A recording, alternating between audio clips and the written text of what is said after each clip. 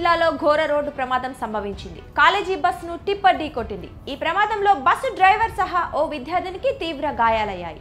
College bus driver క్యాబిన్లో ఇరుక్కుపోయి నరకం చూశాడు. స్థానికులు యువకులు అతి కష్టం మీద బస్ డ్రైవర్ను బయటికి తీసి ఆసుపత్రికి పంపించారు.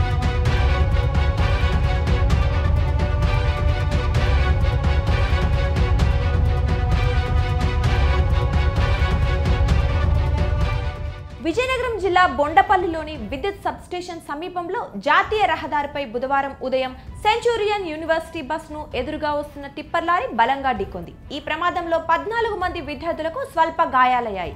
అయితే లోగిసా గ్రామానికి చెందిన ఇజ్జరోతు వసంత అనే విద్యార్థినికి మాత్రం కాలు విరిగిపోయింది.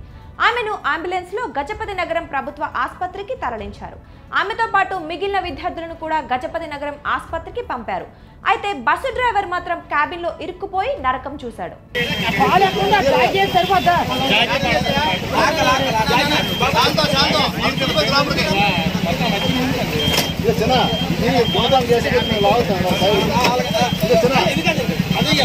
ప్రమాదం ధాటికి బస్సు టిప్పర్ ఒకదానిలో ఒకటి ఇరుక్కుపోయాయి. దీంతో మరో టిప్పర్ లారీ సహాయంతో ప్రమాదానికి కారణమైన టిప్పర్ ను వెనక్కి లాగారు.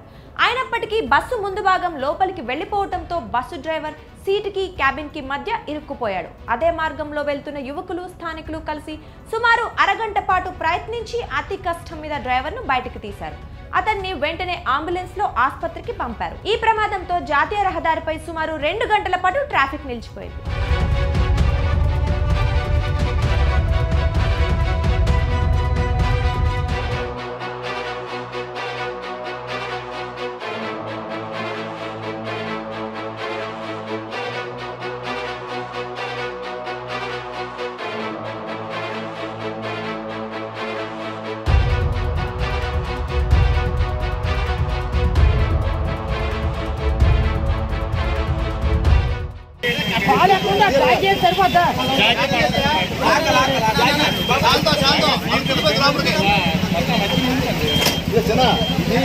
చేసి